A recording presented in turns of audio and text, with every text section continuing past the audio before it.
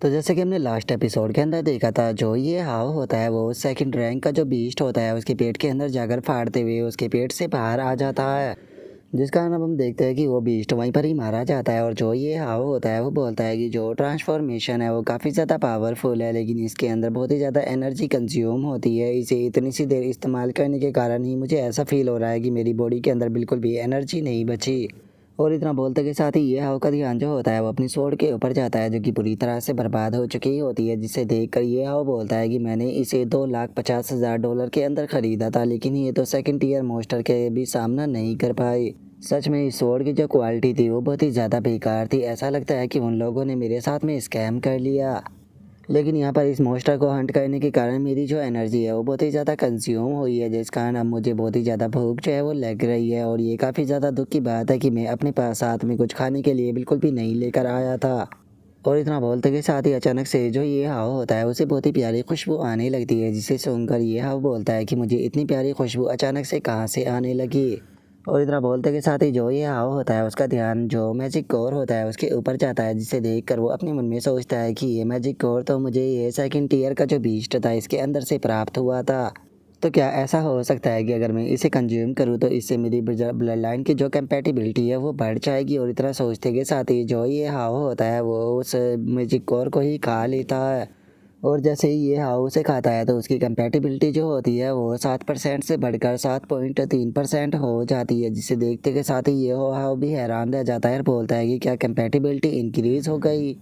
और अब इतना बोलते के साथ ही ये हाव बहुत ही ज़्यादा खुश हो जाता है और खुश होते हुए बोलता है कि जो जेनेटिक पोर्शन था उसे ख़रीदने के लिए मुझे लाखों रुपए जो थे वो बर्बाद करने पड़े, जिससे कि मेरी जो कंपैटिबिलिटी थी वो केवल 1% इंक्रीज हुई थी। लेकिन जो ये ग्रीन मैजिक कोर था इससे तो मेरी कंपैटिबिलिटी जो है वो 1 से 0.3% जो है वो बढ़ चुकी है। और वहीं जो ब्लैक टूथ रैबिट था उसके वाइट मैजिक कोर की बात की जाए तो मुझे लगता है कि वो मेरी कंपैटिबिलिटी को कम से कम 1% तो बढ़ा ही देगा। और अब इतना बोलते के साथ ही ये हाव जो होता है वो बहुत ही फ़नी तरह से रोने लगता है। रोते हुए अपने मन में सोचता है कि अगर मुझे पहले से इस बारे में पता होता तो मैं बेफालतू के अपना इतना सारा पैसा बर्बाद नहीं करता। लेकिन कोई बात नहीं, अब इस मैजिक कोर का सीक्रेट पता करने के कारण मेरा जो मोटिवेशन है वो और भी ज़्यादा बढ़ चुका है। तो इसीलिए आज पूरी रात मैं यहाँ पर हंट जो है वो करने वाला हूँ, ताकि मैं अपनी कंपैटिबिलिटी को और ज़्यादा बढ़ा सकूँ। और अब इतना बोलते के साथ ही ये हाव जो होता है वो अपनी मैजिक फील्ड को चारों तरफ फैलाना शुरू कर देता है, ताकि वो आसपास के जो बीस्ट है उन्हें सर्च कर सके। और अब ये हाव कैसा करते के साथ ही हमारा व्यू जो होता है वो कुछ टाइम बाद पर आ जाता है, जहाँ पर कि हम देखते हैं कि जो ये हाव की कंपैटिबिलिटी होती है वो 9% हो चुकी होती है, और जो उसका ओवरऑल फिजिक्स होता है वो 15.8 हो चुका होता है। और अब ये हाव जो होता है वो अपने मन में सोचता है कि मेरी कंपैटिबिलिटी जो है वो 9% पर पहुंच चुकी है, लेकिन अब मैं जितने भी वाइट मैजिक कोरों को एब्जॉर्ब कर रहा हूँ उनसे मेरी कंपैटिबिलिटी जो है वो इंक्रीज़ नहीं हो रही। तो चलो इन्हें सेल कर कर थोड़ा पैसा कमाते हैं। और अब इतना बोलते के साथ ही ये हाव जो होता है वो वहाँ पर बैठी हुई जो लड़की होती है उसके पास में आकर सारे अपनी मैजिक कोर जो होते हैं वो उसे दे देता है। जो देखते के साथ ही वो लड़की जो होती है वो भी काफ़ी ज़्यादा हैरान रह जाती है और हैरान होते हुए बोलती है कि क्या सच में तुम एक हाई स्कूल के स्टूडेंट हो? आखिर तुम इतने सारे मैजिक कोरों को इकट्ठा करने में कामयाब कैसे हो गए? जो सुनकर ये हाव जो होता है वो उस लड़की से बोलता है कि गवर्नमेंट के रूल के मुताबिक कोई भी मार्शल आर्टिस्ट सीक्रेट रियलम के अंदर से जितनी भी लूट लेकर आता है उसका 10% उसे गवर्नमेंट को देना होता है। तो इसीलिए इसमें से तुम एक ग्रीन मैजिक कोर और 5 वाइट कोर को तो अपने पास में रख सकती हो। और इतना बोलकर ये हाव जो होता है वो अपने मन में सोचता है कि इन्हें बेचने के बाद में कम से कम 2 लाख क्रेडिट जो है वो मेरे पास में आ जाएगी। और इससे अलग अभी भी जो एंट्रेंस एग्ज़ाम है उसे शुरू होने में 9 दिनों का टाइम बाकी है। और अब ये हाव के इतना सोचते के साथ ही हमारा व्यू जो होता है वो डी क्लास का जो सीक्रेट रियलम होता है उसके ऊपर आ जाता है, जहाँ पर कि हम एक टीम को देखते हैं जिस टीम का पहला बंदा जो होता है वो अपने कैप्टन से बोलता है कि कैप्टन लिन, क्या आपको यकीन है कि इस बार हम लोग जो है वो जेड फ्लावर बाउंटी जो है उस मिशन को कंप्लीट कर पाएंगे? जो सुनते के साथ ही उसका कैप्टन जो होता है वो उससे बोलता है कि पिछली जर्नी के दौरान हम लोगों को जो ब्लड जेड फ्लावर है उसकी एग्जैक्ट लोकेशन जो है वो पता चल गई थी, लेकिन चूंकि जो ओल्ड चैन है वो इंजर्ड हो गया है जिस कारण वो हमारे साथ में इस मिशन पर नहीं आ पाया। जो सुनकर कैप्टन की टीम की एक लड़की जो होती है वो बोलती है कि तो क्या हम केवल 5 ही लोग जो है वो अंदर जाने वाले हैं? जो सुनकर दूसरा लड़का बोलता है कि लेकिन जो डी क्लास के सीक्रेट रियलम होते हैं उसका तो ये रूल होता है कि मिनिमम 6 लोग ही अंदर जा सकते हैं। जो सुनते के साथ ही कैप्टन लिन जो होता है वो वहाँ पर खड़े हुए बंदे की तरफ इशारा करते हुए उनसे बोलता है कि तुम्हें चिंता करने की कोई ज़रूरत नहीं है। मैंने एक एजेंसी के साथ में कांटेक्ट किया था जिन्होंने कि मुझे इस न्यू मार्शल आर्टिस्ट इंट्रोड्यूस कराया है। और उनके इतना बोलते के साथ ही हमें कैप्टन लिन के बारे में बताया जाता है जो कि सेकंड टीयर का मार्शल आर्टिस्ट होता है। और कैप्टन के इतना बोलते के साथ ही हमें पता चलता है कि जिस बंदे के बारे में वे बात कर रहे थे वो कोई और नहीं बल्कि ये हाव होता है। और अब जो कैप्टन होता है वो ये हाव से बोलता है कि तुम जो डैड सिला है उसके 9 क्लास के मार्शल डिसाइपल होना। जो सुनकर ये हाव भी उसे हाँ बोल देता है और अपने मन में सोचता है कि चूंकि मैं एक स्टूडेंट हूँ इसीलिए मैं डी क्लास के जो सीक्रेट रियलम है उसके अंदर इंटर नहीं कर सकता, इसीलिए मैंने एक इलीगल एजेंसी को 1 लाख रुपए देकर अपनी फेक आइडेंटिटी बनवा ली। और अब ये हाव के इतना सोचते के साथ ही एक बंदा जो होता है वो ये हाव के पास में आते हुए बोलता है कि कैप्टन इसका जो नाम है वो थोड़ा मुझे अजीब सा लग रहा है। जो सुनने के बाद में ये हाव से बोलता है कि मेरे पास में कोई भी चॉइस नहीं है, अगर मैंने अपने ओरिजिनली नाम का यूज किया तो यहाँ पर कॉपीराइट आ जाएगा।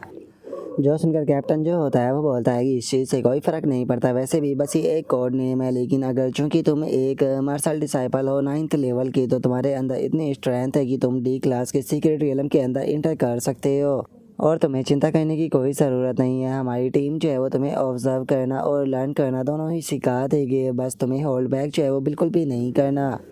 जो सुनकर ये हाव जो होता है वो भी उसे ओके बोल देता है और अपने मन में सोचता है कि ये अंदर जाने से पहले ही मुझे सारी चीज़ें जो है वो बता रही है, इसका मतलब ये पर्सन काफ़ी अच्छे है, लगता है कि इन लोगों के साथ में काम करने में काफ़ी मज़ा आएगा। और ये हाव के इतना सोचते के साथ ही अब वे लोग जो होते हैं वो गाड़ी के अंदर बैठकर सीक्रेट रियलम के अंदर जाने लगते हैं और अंदर जाते हुए बोलते हैं कि चलो अंदर चलते हैं क्योंकि इस बार कुछ भी कर कर हमें जो ब्लड जेड फ्लावर है उसे ढूंढना है।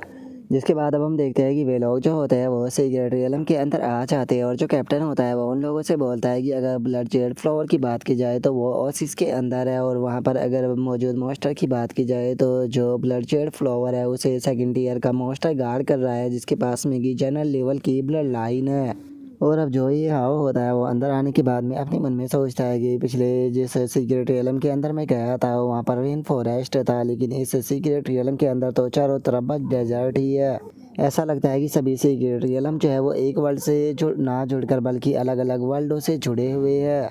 और उसके ना बोलते के साथ ही हम देखते हैं कि कुछ मॉन्स्टर जो होते हैं वो उनकी गाड़ी का पीछा करने लगते हैं, जिसे देखकर एक बंदा जो होता है वो कैप्टन लिन से बोलता है कि कैप्टन लिन कुछ अर्थ डीमन रैट जो है वो हमारा पीछा कर रहे हैं। जो सुनकर कैप्टन जो होता है वो उस बंदे से बोलता है कि ठीक है इन्हें तुम संभालो। जो सुनकर वो बंदा जो होता है वो भी ओके बोलकर अपने पास से कुछ नाइफ जो होते हैं वो निकाल लेता है और उन नाइफ को निकालते के साथ ही जो वे चूहे पीछा कर रहे थे सीधे उनकी तरफ शूट कर देता है। और उस बंदे के जो नाइफ होते हैं वो सीधे आकर पीछा कर रहे मॉन्स्टरों से टकराते हैं, जिस कारण वे भी मरकर वहीं ज़मीन पर गिर जाते हैं। और इस चीज़ को देखने के बाद में जो ये हाव होता है वो अपने मन में सोचता है कि इस बंदे ने यहाँ पर जो अपने नाइफ फेंके थे उनके अंदर अपनी मार्शल एनर्जी को भी डाला था, जैसे ही वे जाकर उन चूहों से टकराए उनकी बॉडी ब्लास्ट हो गई। सच में इसका तरीका तो काफ़ी ज़्यादा रूथलेस था। और अब ये हाव के इतना सोचते के साथ ही हम देखते हैं कि वे लोग जो होते हैं वो गाड़ी से उतर कर पैदल आगे बढ़ने लगते हैं, जो देखकर ये हाव जो होता है वो कैप्टन से बोलता है कि कैप्टन आखिर हम लोग जो है वो पैदल क्यों जा रहे हैं, क्योंकि ओसिस अभी भी यहाँ से थोड़ी सी दूर पर है तो हम गाड़ी से क्यों नहीं जा रहे। जो सुनकर कैप्टन जो होता है वो ये हाव को बताता है कि ओसिस के पास में जो मॉन्स्टर मौजूद है वो हाईली सेंसिटिव है और गाड़ी का जो साउंड है वो उन सभी को अलर्ट कर देगा, तो इसीलिए हम लोगों को पैदल ही आगे बढ़ना होगा ताकि कम से कम साउंड हो सके। और इतना बोलकर अब जो कैप्टन होता है वो अपनी टीम को पूरा प्लान जो होता है वो समझाने लगता है। और वो जो लड़की होती है उससे बोलता है कि जियाओ जिया, जैसे ही मॉन्स्टर हमारी तरफ आएगी तो उनकी तरफ जो ग्रेनेड है वो फेंकना शुरू कर दोगी, और जियाओ और हुड तुम दोनों जो है वो यहाँ पर जो ट्रैप है उसे सेटअप करोगे, और ओल्ड लुओ जैसे ही मॉन्स्टर आ जाए तो उन्हें अपनी फायर से सप्रेस करोगे और बाकी के काम को तुम मेरे ऊपर छोड़ देना, क्योंकि मैं मॉन्स्टरों को जो फ्रंट लाइन है वहाँ पर संभालूंगा। जो सुनते के साथ ही कैप्टन के टीम की जो लड़की होती है वो ये हाव की तरफ इशारा करते हुए बोलती है कि ये डैड क्या बस ये खड़े होकर फाइट को देखेगा। जो सुनकर ये हाव भी उस लड़की को हाँ बोल देता है। जिसके अब हम कुछ देर बाद का सीन देखते हैं जहाँ पर कि हम देखते हैं कि वे लोग एक ग्रेनेड जो होते हैं उसे आसमान की तरफ शूट करते हैं, और वो जैसे ही जाकर आसमान में फटता है तो हमें एक काफ़ी तगड़ा धमाका देखने के लिए मिलता है। और उसके शोर से हम देखते हैं कि एक सेकंड टीयर का आर्थर ड्रैगन जो होता है वो उस तरफ आने लगता है, जो देखकर कैप्टन जो होता है वो चिल्लाते हुए ये हाव से बोलता है कि तुम न्यू बंदे केयरफुल रहना क्योंकि जो मॉन्स्टर है वो आने लगे है। और अब कैप्टन के इतना बोलते के साथ ही हमारा व्यू जो होता है वो वहाँ से किसी दूसरी जगह पर आ जाता है, जहाँ पर कि हम एक बंदे को देखते हैं जो कि आकर उन्हीं नाइफ को उठाता है जो कि कैप्टन की टीम के बंदे ने ज़मीन पर फेंके थे। और अब वो बंदा जो होता है वो आकर उन नाइफ़ को उठा लेता है और उन नाइफ़ को उठाने के बाद में एक क्रीपी सी स्माइल जो होती है वो देने लगता है। जिसके बाद में हमारा व्यू जो होता है वो दोबारा से ये हाउ की टीम के ऊपर आ जाता है, जहाँ पर कि कैप्टन जो होता है वो अपनी स्वॉर्ड का इस्तेमाल करते हुए जो वो अर्थ ड्रैगन होता है उसके सर को काट देता है। जो देखकर सभी लोग जो होते हैं वो कैप्टन की तारीफ़ करने लगते हैं और कैप्टन की तारीफ़ करते हुए बोलते हैं कि कैप्टन आपने तो कमाल कर दिया, क्या सच में जो ये अर्थ ड्रैगन है ये मारा गया?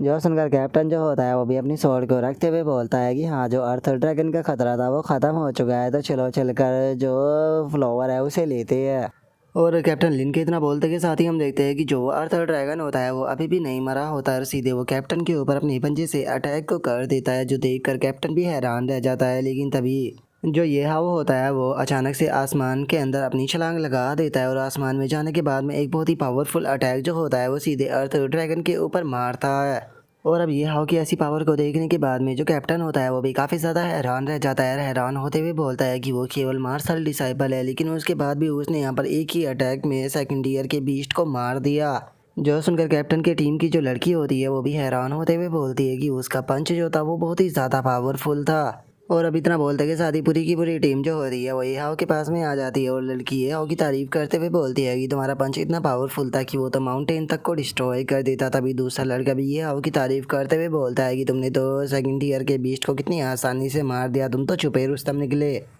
जो सुनते के साथ ही जो कैप्टन होता है वो भी ये हाउ का शुक्रिया अदा करते हुए उसे बोलता है कि तुम्हारा बहुत बहुत शुक्रिया मेरी जान बचाने के लिए।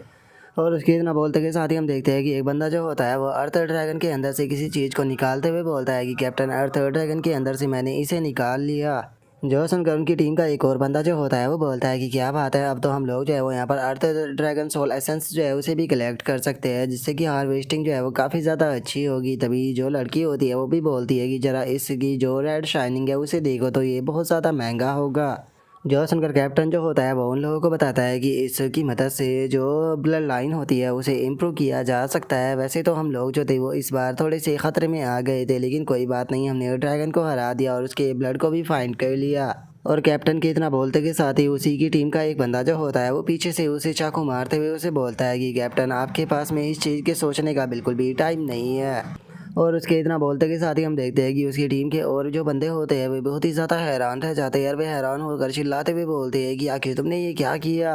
और उसके इतना बोलते के साथ ही अब जो खुद कैप्टन होता है वो भी हैरान होते हुए उस बंदे से बोलता है कि हुडी, आखिर तुम ये क्या कर रहे हो। और उसके इतना बोलते के साथ ही हम देखते हैं कि वहाँ पर एक और बंदा जो होता है वो आ जाता है। और वहाँ पर आने के बाद में वो बंदा जो होता है वो कैप्टन से बोलता है कि क्या तुम नहीं समझे हो कि ये यहाँ पर क्या कर रहा है, ये जो कुछ भी कर रहा है वो चीज़ इसे बहुत ज़्यादा अमीर बना देगी। और उस बंदे के इतना बोलते के साथ ही हमें पता चलता है कि ये वही टकला पर्सन होता है जिसने कि रास्ते में से नाइफ को उठाया था, जिसे देखने के बाद में कैप्टन भी चिल्लाते हुए बोलता है कि एक मिनट, ये तो वो पैंग है। जो सुनकर ये हाउ जो होता है वो एक बंदे से पूछता है कि क्या तुम इस टकले पर्सन को जानते हो कि ये कौन है। जो सुनने के बाद में वो दूसरा बंदा ये हाउ को बताता है कि हाँ, ये मार्शल आर्टिस्ट है, जो कि जो डंजन के अंदर मार्शल आर्टिस्ट आते हैं उनकी लूट को लूटता है। लगता है कि इस बार इस बास्टर ने हमारी लूट के ऊपर नज़र बनाई हुई थी। और उनके इतना बोलते के साथ ही हम कैप्टन को देखते हैं जिसे कि काफ़ी ज़्यादा गुस्सा आ रहा होता है और वो गुस्से में बोलता है कि इस बास्टर्ड के नाइफ पर पॉइजन लगा हुआ था, इसने मुझे पॉइजन दे दिया। लेकिन मुझे एक चीज़ समझ में नहीं आई कि हमने डंजन के आने के बाद में ही जो फ्लावर की लोकेशन थी उसके बारे में बात की थी, तो फिर आखिर तुम्हें इसकी लोकेशन के बारे में कैसे पता चल गया। और कैप्टन के इतना बोलते के साथ ही जो ये हाव होता है वो बोलता है कि अब मुझे ये भी चीज़ें जो है वो समझ में आ रही है। इसने जो अपने नाइफ थे वो यहाँ पर उन रैट्स को मारने के लिए नहीं फेंके थे, बल्कि यहाँ पर इस टकले को लोकेशन बताने के लिए फेंके थे। जो सुनते के साथ ही वो बंदा जो होता है वो हंसते हुए ये हाव से बोलता है कि वो ऐसा लगता है कि तुम थोड़े से स्मार्ट हो। चलो, मैं तुम्हें एडवाइस देना चाहूँगा कि तुम यहाँ से अपने स्कूल में वापस लौट कर जो अपना एंट्रेंस एग्ज़ाम है उसे क्लियर कर लो, क्योंकि यहाँ पर अगर रहोगे तो हमारे हाथों से बस मारे ही जाओगे। जो सुनकर ये हाव जो होता है वो उस बंदे से बोलता है कि हाँ, ये बात तो सच है कि जो एग्ज़ाम है उसके आने का इंतज़ार भी मैं खुद ही कर रहा हूँ, क्योंकि उसके अंदर जो टॉप स्कॉलर का टाइटल है वो मेरा ही होने वाला है। और ये हाव की इस बात को सुनते के साथ ही वो बंदा जो होता है वो सीधे ये हाव की तरफ अपने नाइफ को शूट कर देता है और नाइफ को शूट करते हुए बोलता है कि तुम तो बहुत ज़्यादा एरोगेंट हो। और उसकी तरह बोलते के साथ ही जो ये हाव होता है वो केवल अपनी दो फिंगरों से ही जो उसका नाइफ होता है उसे रोक लेता है और उसे रोकते हुए बोलता है कि ज़रा देखो तो मेरे सामने एक पागल कुत्ता जो है वो किस तरह से भौंक रहा है। सच में एरोगेंस तो इसे कहते हैं। सच बताओ तो मुझे बेफालतू के जो कुत्ते होते हैं उनका भौंकना बिल्कुल भी पसंद नहीं है, तो इसीलिए मुझे लगता है कि ये बेफालतू का जो शोर है वो मुझे अपने हाथों से ही ख़त्म करना होगा। जो सुनते के साथ ही वहाँ पर खड़ा हुआ वो टकला जो होता है वो हंसते हुए ये हाउस से बोलता है कि बच्चे सच में मानना पड़ेगा कि तुम काफ़ी इंटरेस्टिंग हो। हुडी जाओ जाकर इस बच्चे के सर को लेकर आओ, मुझे इसका सर चाहिए। जो सुनते के साथ ही वो दूसरा बंदा जो होता है वो सीधे ये हाउ की तरफ अपने जो नाइफ होते हैं वो शूट कर देता है और हम देखते हैं कि उसके नाइफ सीधे ये हाउ की तरफ आने लगते हैं। लेकिन तभी जो ये हाउ होता है वो वहाँ पर अपनी जो रोर वाली टेक्निक होती है उसका इस्तेमाल करते हुए सभी नाइफ को रास्ते में ही डिस्ट्रॉय कर देता है। लेकिन तभी हम देखते हैं कि वो बंदा जो होता है वो अचानक से ये हाउ के पीछे आ जाता है। ये हाउ के पीछे से अटैक करते हुए बोलता है कि बच्चे अब तुम मारे जाओगे। जो सुनते के साथ ही जो ये हाउ होता है वो अपनी किसी टेक्निक को एक्टिवेट करते हुए बोलता है कि ठीक है चलो तुम सही टाइम पर आए हो, क्योंकि मैं अपनी इस स्किल का इस्तेमाल कर कर देख सकता हूँ तुम्हारे ऊपर। और इतना बोलते के साथ ही जो ये हाव होता है वो अपनी फिंगर से एक लेज़र बीम को शूट करता है जो कि सीधे जाकर उस बंदे की बॉडी के आर पार हो जाती है, जिस कारण अब हम देखते हैं कि वो बंदा जो होता है वो वहीं मरकर ज़मीन पर गिर जाता है। जिसे देखने के बाद में खुद कैप्टन जो होता है वो भी बहुत ज़्यादा हैरान रह जाता है। हैरान होते हुए बोलता है कि इसने केवल एक ही अटैक कर कर यहाँ पर हुडे को भी मार दिया, क्या सच में ये एक मार्शल डिसाइपल है? क्योंकि अब मुझे अपनी आंखों पर बिल्कुल यकीन नहीं हो रहा। और उसके इतना बोलते के साथ ही जो टकला होता है वो चिल्लाते हुए ये हाउ से बोलता है कि ये एक गेम टेक्निक थी और गेम टेक्निक कोई ऐसी चीज़ नहीं है जो कि हर किसी के पास में हो सके। तो मुझे बताओ कि आखिर तुम किस ग्रेट फैमिली से बिलोंग करते हो? जो सुनकर ये हाउ जो होता है वो उसे बोलता है कि अच्छा तो तुम मेरी फैमिली के बारे में जानना चाहते हो। मैं जो डेमोरिया क्लैन है उससे बिलोंग करता हूँ। तो बताओ अब तुम क्या करोगे? कहीं ऐसा तो नहीं अब तुम मेरे सामने मेरे पैरों में गिरकर मुझसे अपनी जान की भीख मांगने वाले हो? और ये हाउ की इस बात को सुनते के साथ ही वो टकला भी अब अपना जो हो रहा होता है उसे रिलीज करने लगता है और ओरा को रिलीज करते हुए ये हाउ से बोलता है कि बच्चे मैं मानता हूँ कि तुम्हारे पास में गेम टेक्निक है, लेकिन उसके बाद भी हम लोगों की पावर के बीच में जो गैप है वो बहुत ज़्यादा बड़ा है।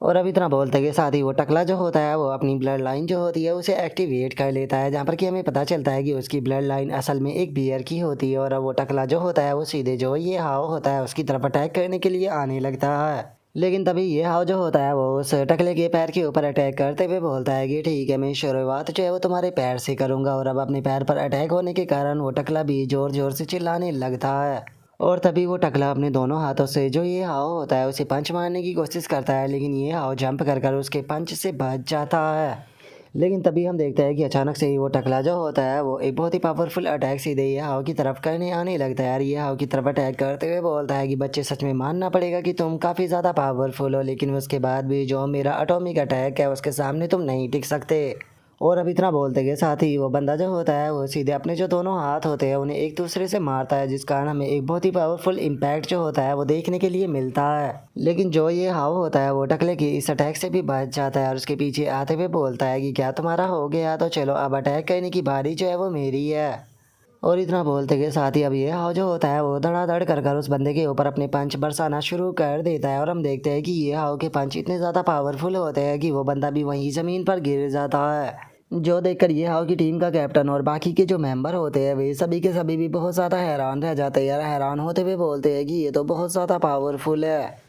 और उनके इतना बोलते के साथ ही वो टकला जो होता है वो गुस्से में ये हाव की तरफ देखते हुए बोलता है कि मुझे बिल्कुल भी यकीन नहीं हो रहा कि तुम्हारा जैसा एक मामूली सा कीड़ा जो है वो यहाँ पर गेम टेक्निक से मेरा ऐसा हाल कर सकता है। लेकिन इस चीज़ के लिए मैं तुम्हें छोड़ूंगा नहीं, याद रखना मैं इस चीज़ का बदला ज़रूर लूँगा। जो सुनकर ये हाव जो होता है वो गुस्से में अपना पंच बनाते हुए उस बंदे की तरफ देखते हुए उसे बोलता है कि क्या तुम्हें तुम्हारी हालत जो है वो दिखाई नहीं दे रही, जो कि तुम ऐसी हालत में भी यहाँ पर मुझे गुस्सा दिलाने की कोशिश कर रहे हो? ऐसा लगता है कि तुम्हारा जिंदा रहने का ही मन नहीं है। और ये हाउ के इतना बोलते के साथ ही अब हमारा व्यू जो होता है वो एंट्रेंस एग्जाम का जो टूर्नामेंट होता है वहाँ पर आ जाता है, जहाँ पर कि टूर्नामेंट स्टार्ट हो चुका होता है। और एक बंदा सभी स्टूडेंटों से बोलता है कि जैसा कि आप सभी लोग जानते ही होगी इस साल का एंट्रेंस टूर्नामेंट जो है वो स्टार्ट होने वाला है, तो मैं इसीलिए आप सभी लोगों को बेस्ट ऑफ लक के लिए विश करता हूँ। और चलो मैं तुम्हें अब जो कंपटीशन के रूल होने वाले हैं वो थोड़े से समझा देता हूँ। सभी लोग जो है वो यहाँ पर एक दूसरे से फाइट करेंगे और जो कैंडिडेट भी फाइट को हार जाएगा उसे एलिमिनेट कर दिया जाएगा और जीतने वाला जो है वो अगले राउंड के लिए चला जाएगा। और मैं बता दूं कि हर एक स्टूडेंट को यहाँ पर 3 फाइटें जो है वो करने के लिए मिलेगी। जो स्टूडेंट जो है वो सक्सेसफुली खुद को प्रमोट करता हुआ जाएगा और हर एक फाइट को जीतता हुआ जाएगा, वही यहाँ पर टॉप स्कॉलर जो है वो बनेगा। और मैं चाहूँगा कि आप सभी लोग जो है वो यहाँ पर अपने पूरे मन और अपने पूरे पोटेंशियल के साथ में फाइट करें, क्योंकि ह्यूमैनिटी की आगे जाकर जो फ्यूचर है वो आपके ही कंधों पर होने वाला है। तो इसीलिए दिखा दीजिए कि आपके अंदर कितना ज़्यादा टैलेंट है, आपको होल्ड बैक करने की बिल्कुल भी ज़रूरत नहीं।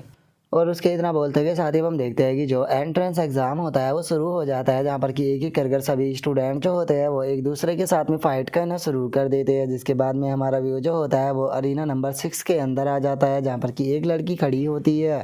जिसे देखने के बाद में जो अनाउंसर होता है वो बोलता है कि ऐसा लगता है कि जो अरीना नंबर 6 है उसके अंदर थोड़ी प्रॉब्लम हो गई है, क्योंकि वहाँ पर अभी तक भी एक कैंडिडेट जो है वो नहीं आया है। और अरीना नंबर 6 के जो दोनों कैंडिडेट है मैंने उनकी लिस्ट देखी है, जिनमें से एक कैंडिडेट जो है वो हुआंग टोंग है, जो कि अभी अरीना के अंदर है, लेकिन जो ये हाव है वो अभी तक भी यहाँ पर अरीना के अंदर नहीं आया है। और अरीना के रूल के मुताबिक जो ये हाव है अगर वो जल्दी ही यहाँ पर नहीं आता है तो इस फाइट का जो विनर है वो यहाँ पर जो हुआंग टोंग है उसे कर दिया जाएगा। और उस अनाउंसर के इतना बोलते के साथ ही हमारा व्यू जो होता है वो उस लड़की के ऊपर आ जाता है, जो कि बोलती है कि जेनेटिक कॉन्फ्रेंस के दौरान जो कुछ मेरे साथ में हुआ था वो मेरी ज़िंदगी के लिए सबसे बड़ी एम्बैरेसिंग मोमेंट थी। मैंने सोचा था कि यहाँ पर मैं अपनी फायर लेज़ार्ड का इस्तेमाल कर उस बास्टर्ड को अच्छे से सबक सिखाऊंगी, लेकिन मैंने ये कभी भी नहीं सोचा था कि जो ये हाउ बास्टर्ड है वो इतना ज़्यादा डरपोक निकलेगा कि उसके अंदर इतनी भी हिम्मत नहीं होगी कि वो मेरे सामने आ सके। और उसके इतना बोलते के साथ ही वहाँ पर बैठे हुए बंदे भी बातें करने लगते हैं, और एक लड़की बोलती है ये सच में वो तो बहुत ही बड़ा डरपोक निकला, वो उसके अंदर तो इतनी भी हिम्मत नहीं कि वो एंट्रेंस एग्ज़ाम के अंदर आ पाए। जोसन का दूसरा लड़का बोलता है कि मुझे तो लगता है कि वो अपने घर पर छुपा हुआ होगा। जोसन का तीसरा बंदा भी बोलता है कि मुझे तो लगता है कि ऐसे डरपोक को स्कूल के अंदर भी नहीं रखना चाहिए, बल्कि उसे तो स्कूल से भी निकाल देना चाहिए। और उनके इतना बोलते के साथ ही जो रेफरी होता है वो बोलता है कि ठीक है, जो टाइम है वो लगभग ख़त्म हो चुका है और जो ये हाव है वो अभी तक भी नहीं आया है, तो इसीलिए अब मैं जो इस फाइट का रिजल्ट है उसे अनाउंस करने वाला हूँ। और उसके इतना बोलते के साथ ही हम देखते हैं कि वहाँ पर बैठे हुए कुछ एल्डर जो होते हैं वो आसमान की तरफ देखते हुए बोलते हैं कि 1 मिनट कोई आ रहा है। जो उनका दूसरा एल्डर बोलता है कि ये ऑरा काफ़ी पावरफुल है। और उन एल्डरों के इतना बोलते ही आसमान से कोई सीधे उसी तरफ आने लगता है, और हमें पता चलता है कि वो आसमान से आने वाली चीज़ कोई और नहीं बल्कि ये हाव होता है। और ये हाव को आता हुआ देखकर सभी लोग जो होते हैं वो बहुत ही ज़्यादा हैरान रह जाते हैं, और हैरान होकर चिल्लाते हुए बोलते हैं कि आखिर ये किस तरह की पावर है जिसकी मदद से ये उड़ पा रहा है। और उनके इतना बोलते के साथ ही ये हाव जो होता है वो सीधे उस लड़की के सामने आ जाता है। और इस चीज़ को देखने के बाद में जो वो लड़की होती है उसे कुछ भी समझ में नहीं आता, और वह हैरान होते हुए बोलती है कि आखिर यहाँ पर चल क्या रहा है। और उस लड़की के इतना बोलते के साथ ही जो ये हाव होता है वो सीधे आकर खिंचाकर उस लड़की के मुंह पर लात मारता है। और उस लड़की को हवा में उड़ाने के बाद में जो ये हाव होता है वो बोलता है कि सच में ये तो बहुत ही ज़्यादा क्लोज था, मैं ऑलमोस्ट यहाँ पर डिस्क्वालीफाई होने वाला था, जिसके बाद मुझे 1 साल तक इंतज़ार करना होता। और ये हाव के इतना बोलते के साथ ही हम देखते हैं कि वो लड़की जो होती है वो बेहोश हो चुकी होती है, जो देख कर रेफरी जो होता है वो भी ये हाव को इस फाइट का विनर अनाउंस कर देता है। जो देख कर ये हाव फनी सा फेस बनाते हुए अपने मन में सोचता है कि ये इतनी आसानी से ख़त्म हो गई। जो सुनते के साथ ही अब वहाँ पर बैठे हुए सभी लोग जो होते हैं वो भी ये हाव को चेयर करने लगते हैं, और ये हाव को चेयर करते हुए बोलते हैं कि सच में ये हाव तो बहुत ही ज़्यादा पावरफुल है, उसने तो अपने अपोनेंट को एक ही लात में हरा दिया। जो सुनकर एक और बंदा चिल्लाते हुए बोलता है कि उसका यहाँ पर आने का जो स्टाइल था वो भी सच में बहुत ही ज़्यादा अमेजिंग था। और उनके इतना बोलते के साथ ही हमें पता चलता है कि ये हाव की जो ब्लड लाइन है उसकी कंपेटिबिलिटी जो है वो 20% पहुंच चुकी है। और जो ये हाव होता है वो बहुत ही फनी सा फेस बनाते हुए बोलता है कि जो कैप्टन लिन था उसने यहाँ पर अजय शुक्रिया के तौर पर मुझे अपना ब्लड जेट फ्रूट जो है वो दिया था, जिसकी मदद से मेरी यहाँ पर फिजिक्स जो है वो काफ़ी ज़्यादा इंप्रूव हो चुका है, यहाँ तक कि कंपेटिबिलिटी भी काफ़ी ज़्यादा बढ़ चुकी है। और अब ये हाव के इतना बोलते के साथ ही हम देखते हैं कि उसकी आगे की जो फाइटें होती है वो शुरू हो जाती है, जहाँ पर कि एक एक करके ये हाव जो होता है वो बहुत ही आसानी से लगातार जो उसकी फाइटें होती है उन्हें जीतता जा रहा होता है। और ये हाव की ऐसी पावर को देखने के बाद में वहाँ पर बैठे हुए सभी लोग जो होते हैं वो भी बहुत ही ज़्यादा ये हाव को चीयर कर रहे होते हैं, और चिल्लाते हुए बोलते हैं कि सच में ये हाव तो बहुत ही ज़्यादा अमेजिंग है, वो अपने जो अपोनेंट है उन्हें कितनी ज़्यादा आसानी से हरा रहा है, उसे तो बिल्कुल भी स्ट्रगल जो है वो करना नहीं पड़ रहा। और उनके इतना बोलते के साथ ही जो अनाउंसर होता है वो अनाउंस करते हुए बोलता है कि सिटी नंबर 1 मिडल स्कूल से जो ये हाव है उसने लगातार अपने तीनों के तीनों मैच जो है वो जीत लिए, जिस कारण वो डायरेक्टली थर्ड राउंड के लिए एडवांस हो चुका है। और अब उसके इतना बोलते के साथ ही हमारा व्यू जो होता है वो ये हाव के रूम के अंदर आ जाता है, जहाँ पर कि काफ़ी सारे टीचर आए होते हैं, और एक टीचर जो होता है वो ये हाव से बोलता है कि स्टूडेंट ये हाव क्या तुम हमारे जो डोंगशान यूनिवर्सिटी है उसके अंदर आना चाहोगे। जो सुनकर एक और टीचर जो होती है वो भी ये हाव से बोलती है कि स्टूडेंट ये हाव क्या आप हमें भी चैट के ऊपर ऐड कर सकते हो। तभी एक और टीचर ये हाव से बोलता है कि स्टूडेंट ये हाव हमारी यूनिवर्सिटी जो है वो प्राइवेट यूनिवर्सिटी है, लेकिन उसके बाद भी वहाँ पर आपको ट्रेनिंग के इक्विपमेंट और जो मटेरियल है वो बहुत ही ज़्यादा अच्छे मिलेंगे, एक बार आप हमारी यूनिवर्सिटी के अंदर आकर क्यों नहीं देखते। जो सुनकर एक और टीचर जो होता है वो भी ये हाव से बोलता है कि स्टूडेंट ये हाव आप एक स्ट्रॉन्ग वॉरियर हो, आपको हमारी जैसी यूनिवर्सिटी के अंदर ही आना चाहिए। तभी एक और टीचर भी बोलता है कि स्टूडेंट ये हाव आप किस यूनिवर्सिटी के अंदर जाना चाहोगे। जो सुनकर ये हाव थोड़ा सोचने लगता है। और थोड़ी देर सोचने के बाद में ये हाव जो होता है वो उन टीचरों से बोलता है कि आप सभी लोग चाहे वो मुझे इस चीज़ के लिए माफ़ कर देना, लेकिन मैंने पहले से ही सोच लिया है कि मुझे किस यूनिवर्सिटी के अंदर जाना है। मैं जो हुडू यूनिवर्सिटी है उसके अंदर जाने वाला हूँ। जो सुनते के साथ ही अब सभी के सभी टीचर जो होते हैं वो अचानक से ही वहाँ से जाने लगते हैं और एक टीचर बोलती है कि तुम तो सच में बहुत ज़्यादा एरोगेंट हो, कोई बात नहीं, जब तुम फाइनल में नहीं पहुँच पाओगे तो रोते हुए हमारे पास में आओगे। जो सुनकर दूसरा जो टीचर होता है वो भी यहाँ से जाते हुए बोलता है कि ये आओ, अगर तुम फेल हो जाओ तो जो मेरा कॉन्टैक्ट है वो मैंने तुम्हें दे दिया है, तो मेरे साथ में कॉन्टैक्ट करना मत भूलना। जो सुनते के साथ ही एक और टीचर जो होता है वो बोलता है कि अगर हुडू यूनिवर्सिटी की बात की जाए तो वह हमारी कंट्री की सबसे बेस्ट यूनिवर्सिटी है और वर्ल्ड के वो टॉप 5 यूनिवर्सिटी के अंदर आती है। तो क्या सच में तुम्हें ऐसा लगता है कि तुम उसके अंदर जा पाओगे? उसके अंदर तुम तभी जा सकते हो जब तुम फर्स्ट पैलेस को प्राप्त करो। जो सुनकर ये हाव जो होता है वो मुस्कुराते हुए अपने मन में सोचता है कि मैं जानता हूँ कि जो हुडू यूनिवर्सिटी है उसके अंदर इंटर करना पूरी तरह से नामुमकिन होता है। बहुत ही कम लोग इस चीज़ के लिए क्वालिफाई होते हैं कि उसके अंदर इंटर कर पाए, लेकिन मुझे अपनी ऊपर पक्का यकीन है। मैं तुम लोगों के फेस को देखना चाहूँगा जिस टाइम पर मैं सभी को अपनी स्ट्रेंथ को प्रूव करूँगा। और ये हाव के इतना बोलते के साथ ही हम देखते हैं कि वहाँ पर दो बंदे जो होते हैं वो आ जाते हैं, जो कि वहाँ पर आते हुए जो ये हाव होता है उसे अपनी आइडेंटिटी दिखाते हुए बोलते हैं कि मिस्टर ये हाव, हम चाहते हैं कि आप हमारे साथ में कोऑपरेट करें, हम आपका जो मार्शल आर्ट लेवल है उसे चेक करने के लिए आए हैं। और अब इतना बोलकर वही ये हाव का जो मार्शल आर्ट लेवल होता है उसे चेक करने लगते हैं और उसे चेक करते के साथ ही हैरान होकर चिल्लाते हुए बोलते हैं कि स्टूडेंट ये हाव, तुम्हारा मार्शल आर्ट का लेवल तो आधे महीने पहले केवल 3 था, लेकिन अब तुम्हारे मार्शल आर्ट का लेवल जो है वो 9th हो चुका है। जो सुनकर ये हाव जो होता है वो अपने मन में सोचता है कि मैं जानता हूँ कि आधे महीने के अंदर इतनी तेज़ प्रोग्रेस करना पूरी तरह से नामुमकिन होता है। कहीं ऐसा इन लोगों को तो नहीं लग रहा ना कि मैंने किसी प्रकार की चीटिंग की है। और ये हाव के इतना सोचते के साथ ही वो बंदा ये हाव से बोलता है कि मैंने यहाँ पर तुम्हारी थोड़ी इन्वेस्टिगेशन की है और मुझे पता चला कि तुम स्कूल से छुट्टी लेकर जो ई लेवल का सीक्रेट रियलम है उसके अंदर गए थे। तो मैं जानना चाहता हूँ कि आखिर तुम इतनी खतरनाक जगह पर क्यों गए थे। जो सुनते के साथ ही अब ये हाव जो होता है वो बहुत ही खतरनाक एक्टिंग करते हुए वो बंदा जो होता है उससे बोलता है कि मेरे फादर ने मरने से पहले मेरे लिए एक मैसेज जो है वो छोड़ा था। उन्होंने मुझे बोला था कि अगर मैं ह्यूमैनिटी जो है उसे सरपास करना चाहता हूँ तो इसे मैं बस नॉर्मल ट्रेनिंग कर नहीं कर सकता हूँ, मुझे सीक्रेट रियलम के अंदर जाकर मोस्टरों से फाइट करनी होगी। इसी तरह से मैं अपने जेनेटिक और जो मेरी लिमिट है उसे मैं तोड़ सकता हूँ और ख़ुद को पावरफुल जो है वो बना सकता हूँ। अगर मुझे खुद को पावरफुल बनाना है तो मुझे खुद की लाइफ को ख़तरे में डालना होगा। और अब ये हाव की इस बात को सुनते के साथ ही उन दोनों के भी पसीने जो होते हैं वो छूटने लगते हैं और वे घबराते हुए बोलते हैं कि क्या तुम खुद की लिमिट को तोड़ने के लिए, खुद की लाइफ को भी ख़तरे में डालने के लिए तैयार हो। और इतना बोलते के साथ ही अब वे दोनों वहाँ से भागते हुए जाने लगते हैं और भागते हुए बोलते हैं कि ऐसा तो पॉसिबल भी नहीं है, जल्दी से हमें इस बारे में जाकर रिपोर्ट करनी होगी। जो सुनकर ये हाव जो होता है वो बोलता है कि पता नहीं क्यों मुझे ऐसा लगता है कि अब बहुत सारी निगाहें जो है वो मेरे ऊपर आने वाली है। और अब ये हाव के इतना बोलते के साथ ही हम कुछ टाइम बाद का सीन देखते हैं जहाँ पर कि ऑनलाइन सभी पेरेंट्स जो होते हैं वो अपनी फैमिली मेम्बरों को चेयर कर रहे होते हैं। और इस चीज़ को देखने के बाद में ये हाव जो होता है वो बोलता है कि जो लोग यहाँ पर पार्टिसिपेट करने के लिए आए हैं उनके फैमिली मेम्बर जो है वो ऑनलाइन स्ट्रीम कर उन सभी लोगों को जो चेयर है वो कर रहे हैं। और अब इतना बोलकर ये हाव जो होता है वो थोड़ा सा उदास हो जाता है और उदास होते हुए बोलता है कि यहाँ पर कोई भी ऐसा नहीं है जो कि मुझे चेयर कर सके। सच में मैं एक अनाथ हूँ जिसका कोई भी फैमिली मेम्बर नहीं है जो कि मुझे चेयर कर सके। और अब ये हाव के इतना बोलते के साथ ही हमारा व्यू जो होता है वो ये हाव के टीचर के ऊपर आ जाता है, जो कि ये हाव को चेयर कर रहा होता है और वो चिल्लाते हुए बोलता है कि कम ऑन ये हाव, तुम इस चीज़ को कर सकते हो। और अब ये हाव के इतना बोलते के साथ ही हमारा व्यू जो होता है वो कुछ देर बाद पर आ जाता है, जहाँ पर कि रेफरी जो होता है वो अनाउंस करते हुए बोलता है कि प्रमोशन राउंड का जो फाइनल मैच है वो ये हाव और जो लुवजवान है उन दोनों के बीच में होने वाला है। जो सुनकर वहाँ पर बैठे हुए जो बंदे होते हैं वो इस बारे में बातें करने लगते हैं और आपस में बातें करते हुए बोलते हैं कि लुवजान, हाँ मुझे इस बंदे के बारे में याद आ गया, इस बंदे ने जो मिडिल स्कूल नंबर 3 है वहाँ पर फर्स्ट रैंक को प्राप्त किया था और इसके मार्शल आर्ट लेवल की बात की जाए तो ये 8 लेवल पर है। और केवल इतना ही नहीं, इसने रेयर सेकंड लेवल की मैजिकल बीस्ट ब्लड लाइन को भी अवेकन किया था और इसके पेरेंट्स जो है वो दोनों ही वॉरियर है, तो इसीलिए मुझे लगता है कि ये अपने अपोनेंट को काफ़ी आसानी से हरा देगा।